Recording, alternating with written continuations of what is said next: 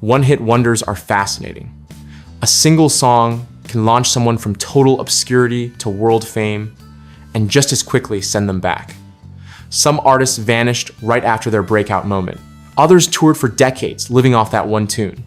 And in 1972, a surprising number of acts created songs that still echo through movie soundtracks, karaoke nights, and classic radio stations today. This countdown isn't about the obvious chart toppers that everyone knows by heart.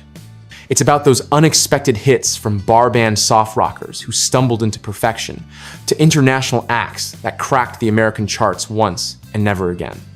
Some of these songs became wedding slow dance staples. Others were funky dance floor fillers, and a few were just plain weird. But all of them left a mark. So, let's travel back to 1972, a year of bell bottoms, booming FM radio, and surprise chart invasions, and rediscover 10 songs that prove you don't need a long career to make a timeless impact.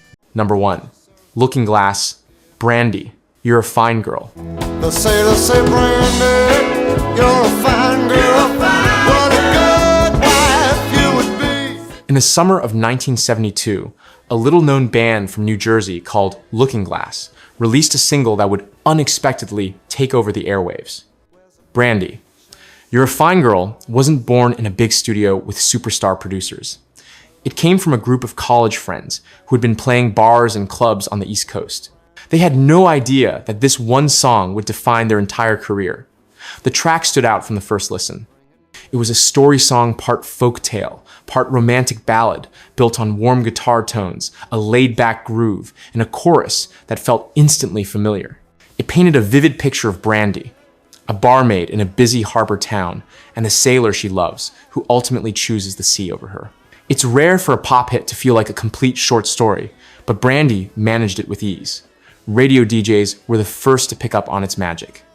They started spinning the track relentlessly, and it spread like wildfire through FM stations across the country. Within weeks, Brandy climbed all the way to number 1 on the Billboard Hot 100.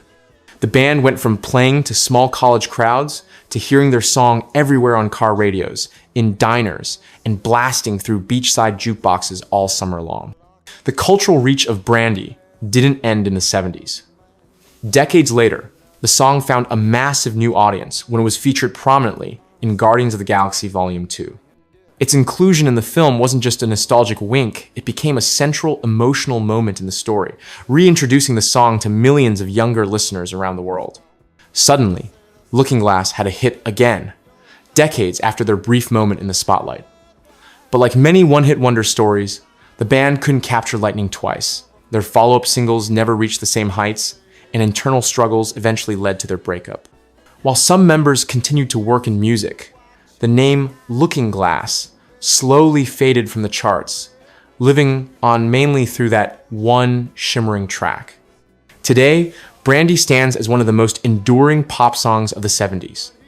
It's proof that a single well-crafted song built on emotion, melody, and storytelling can outlive the band behind it. Looking Glass may have only had one major hit, but it's one that has truly stood the test of time. Number 2, the Hollies' Long Cool Woman.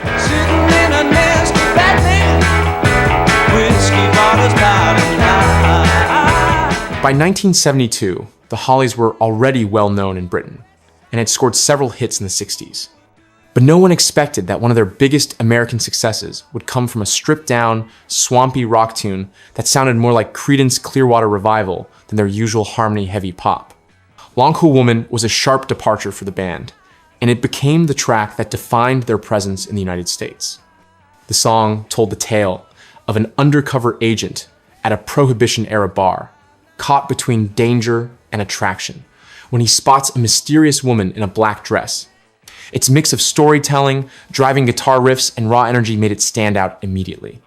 Unlike the group's earlier hits, there were no signature vocal harmonies or lush arrangements. This was lean, guitar-driven rock with a cinematic flair. The track almost didn't make it to the album. Written by Alan Clark, Roger Cook, and Roger Greenaway, it was recorded quickly with a very different vibe from the band's usual material. But when it started getting radio play in the United States, something clicked. Listeners loved its gritty sound, and it began climbing the charts fast. Long Cool Woman eventually reached number 2 on the Billboard Hot 100 and became the Hollies' biggest US hit. Clark's raspy vocal delivery and the simple but infectious guitar hook gave it a timeless edge, ensuring it didn't just fade away after its chart run. It's one of those songs that instantly grabs you from the opening riff and doesn't let go. Even decades later, the song remains a staple of classic rock radio and movie soundtracks. Its influence can be heard in countless bar band covers and retro rock revivals. It also became a favorite among American audiences who didn't even realize the song came from a British band. For the Hollies, Long Cool Woman was both a creative risk and a massive payoff. It stands apart from their catalog, and while they were never truly a one-hit wonder overall, this was the song that made them legends across the Atlantic. Number 3, Billy Paul, Me, and Mrs. Jones. We got a thing going on. In the final weeks of 1972, a silky smooth soul ballad drifted out of Philadelphia and quietly took over the airwaves. Billy Paul's Me and Mrs. Jones wasn't loud or flashy. It didn't rely on guitar riffs or danceable grooves.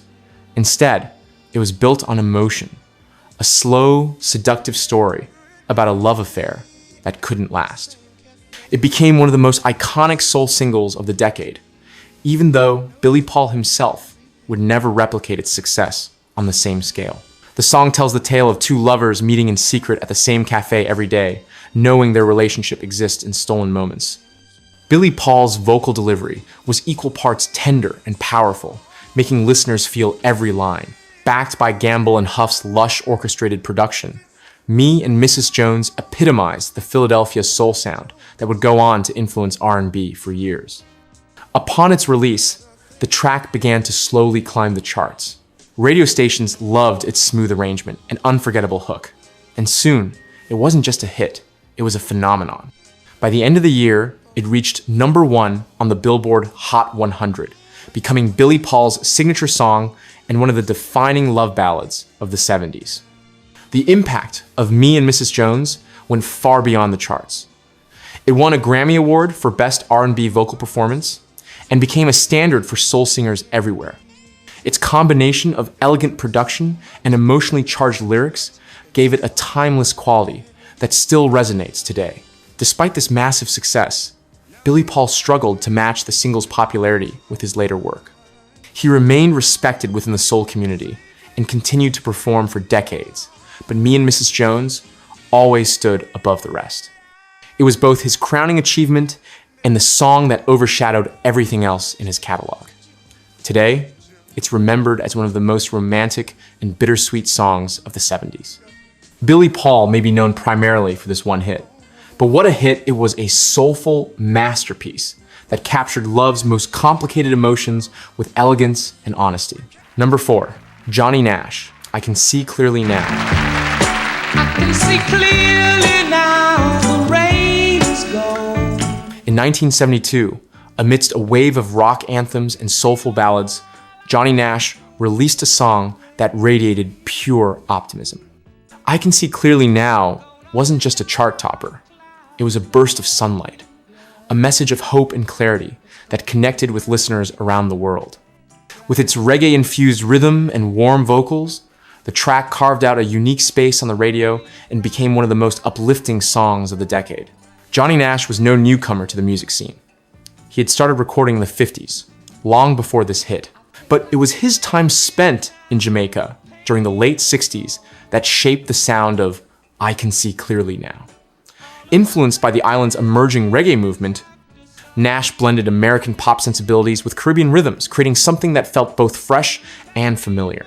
When the song hit the airwaves, its hopeful message resonated deeply with a country going through turbulent times. The early 70s were marked by political unrest, the lingering effects of the Vietnam War, and cultural shifts. In that atmosphere, lines like, "It's gonna be a bright, bright, sunshiny day," offered listeners a comforting escape. I Can See Clearly Now soared to number 1 on the Billboard Hot 100, staying there for weeks and becoming Nash's signature song. It was one of the first reggae-influenced tracks to achieve massive success in the United States, helping pave the way for the genre's growing popularity later in the decade. The song's legacy has been remarkably enduring.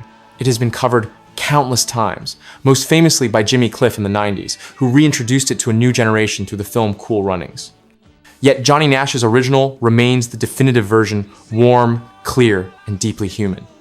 For Johnny Nash, I Can See Clearly Now was more than a career peak. It was a cultural moment. It captured the feeling of personal triumph and collective hope in a way that few songs ever do.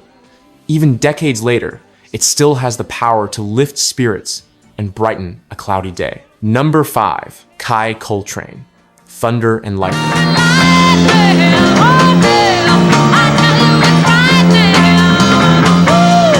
In 1972, Chi Coltrane burst onto the music scene like, well, thunder and lightning. Her debut single of the same name was a piano-driven powerhouse, combining gospel intensity, rock energy, and a vocal performance that demanded attention. At a time when the charts were dominated by male rock acts, Chi's commanding presence behind the piano made Thunder and Lightning stand out as something bold and different. The song opened with a storm of piano chords and quickly built into a frenetic rhythm that felt like it was racing toward the sky. Coltrane's voice soared with raw emotion, delivering lyrics that spoke of passion and inner fire. It wasn't a soft ballad or a gentle pop tune. This was a storm set to music, and listeners took notice the moment it hit the airwaves. Born in Wisconsin, Chi Coltrane had been honing her craft for years before her breakout moment.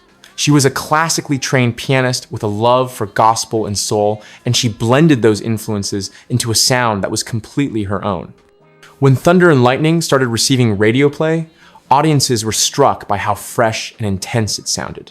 The single climbed the Billboard charts quickly, reaching the top 20 and making Chi Coltrane an overnight sensation. She made television appearances, performed on major stages, and was celebrated as a rising star with a unique voice in the early 70s rock landscape. Her energy was electric, and critics praised her ability to channel power through the piano in a way that drew comparisons to early Elton John and even Little Richard. However, like many on this list, Coltrane's chart dominance was brief. Although she maintained a loyal following in Europe and continued to release music for years, she never managed to replicate the explosive success of Thunder and Lightning in the US charts. The song remained her one major American hit. Today, Thunder and Lightning stands as one of the most exhilarating one-hit wonders of the decade, a track that still sounds fierce and alive. Chi Coltrane proved that a single moment of pure musical electricity can leave a lasting mark on rock history. Number 6, Mouth and MacNeal, How Do You Do? We're gonna start anew. In 1972, a cheerful, unexpected pop duet from the Netherlands took the world by storm. Mouth and MacNeal's How Do You Do was the kind of song that didn't just get stuck in your head, it made you want to sing along. With its catchy call and response vocals, simple melody, and upbeat energy, it became a surprise international smash and one of the most memorable pop earworms of the decade. The duo, made up of Willem Mouth Dunn and Maggie MacNeal, had already built a following in their home country. But How Do You Do catapulted them far beyond the Dutch music scene.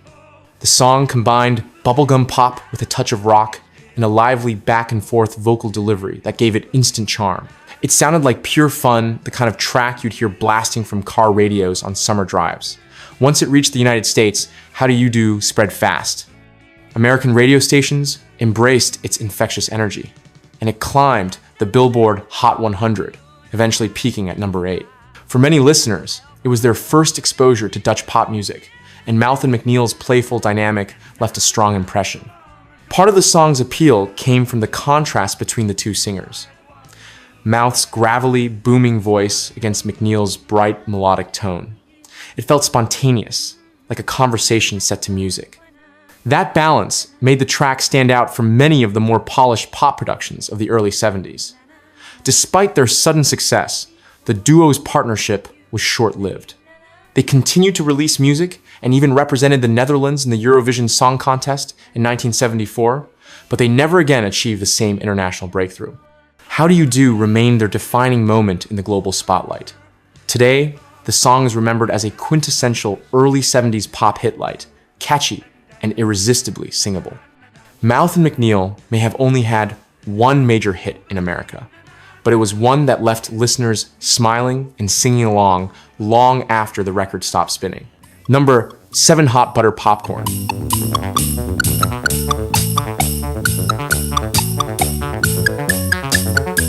In 1972, at a time when guitars and soul vocals dominated the charts, an entirely instrumental electronic track crashed into the mainstream. Popcorn by Hot Butter was unlike anything else on the radio, a playful, futuristic tune built entirely on synthesizers. It became one of the earliest electronic pop hits to find massive commercial success and helped pave the way for the synth-driven sounds that would define the decades to come. Originally composed by Gershon Kingsley in 1969, Popcorn was reimagined by Stan Free and his group Hot Butter into a more upbeat, accessible version. Using the Moog synthesizer, they crafted a bright, bouncy melody that sounded both alien and instantly catchy. It was simple, addictive, and endlessly replayable, like musical bubblegum.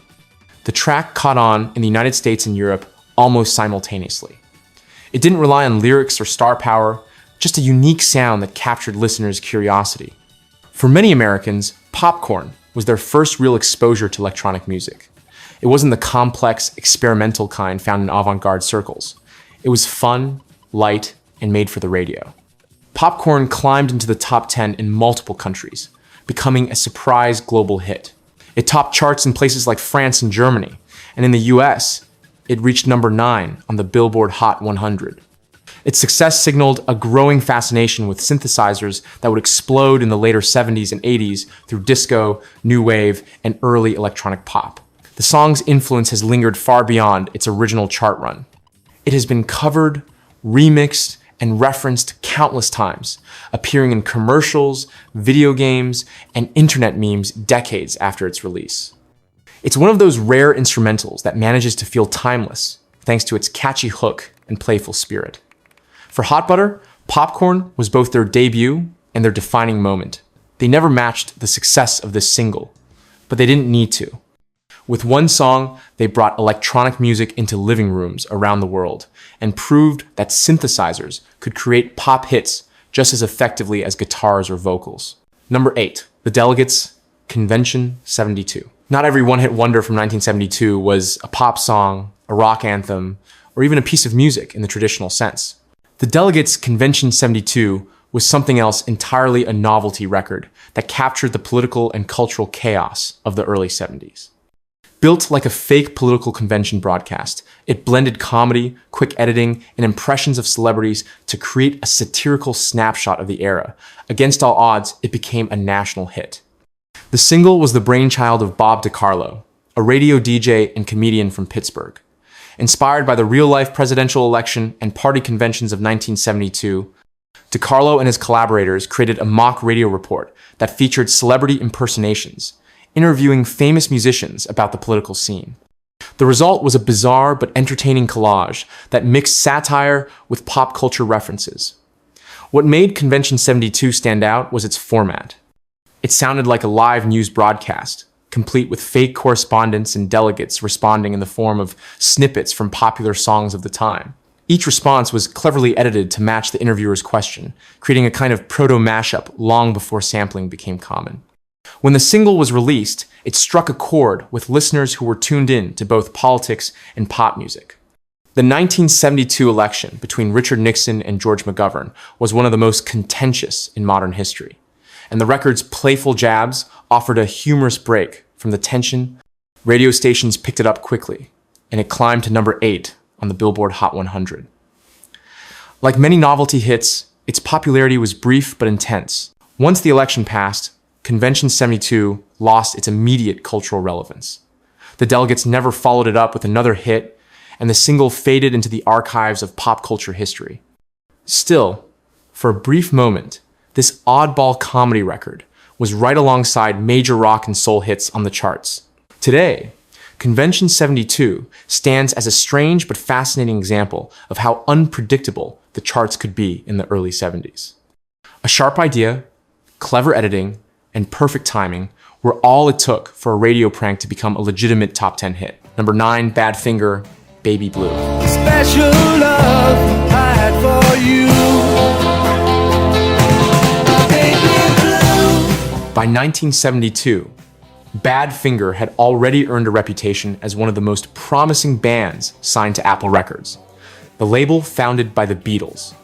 But their single, Baby Blue, would become both their biggest American success and, ironically, their last major moment in the spotlight during their original run. It's a power pop masterpiece, crisp, melodic, and emotionally charged that perfectly captured the band's strengths. Written by Pete Ham, Baby Blue was inspired by a real romantic relationship, giving the lyrics an intimate, personal touch. With its chiming guitars, driving rhythm, and unforgettable chorus, the song struck a balance between melancholy and catchiness. It had that classic early 70s sound, tight, clean production, and melodies that seemed to float effortlessly. The single was released in the United States in early 1972 and quickly gained traction on radio stations. It climbed into the top 20 on the Billboard Hot 100, becoming Badfinger's biggest hit in America. While they had previously scored with songs like Come and Get It and No Matter What, Baby Blue felt like their most fully realized work, a track that could stand toe-to-toe with the power pop greats. Unfortunately, the band's story offstage was far less bright. Badfinger suffered from poor management, financial misdealings, and growing tensions with their label. While Baby Blue gave them a taste of the success they had long been chasing, they were never able to maintain that momentum. The tragedy of Pete Ham's death in 1975 would later cast a shadow over their legacy. Decades after its original release, Baby Blue experienced an unexpected second life. In 2013, the song was famously used in the final scene of Breaking Bad, introducing it to millions of new listeners and sending it soaring up digital charts. For a band that had long been considered underrated, it was a powerful and emotional reintroduction. Today, Baby Blue stands as one of the great pop singles of the early 70s. It's a bittersweet reminder of Badfinger's talent, a band that came so close to superstardom, only to have their story cut tragically short. One perfect song, immortalized both in its time and decades later, keeps their legacy alive. Number 10 Gallery, Nice to Be With You.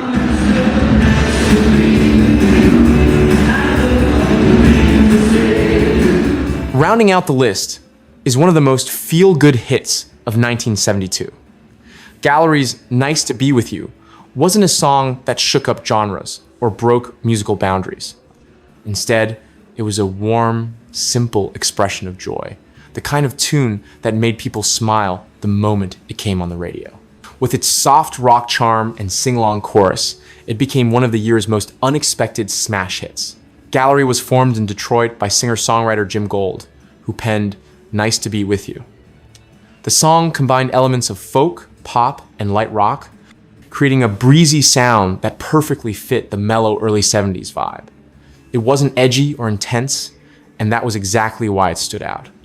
At a time when many songs reflected social upheaval or rock bravado, this one offered something simple and genuine.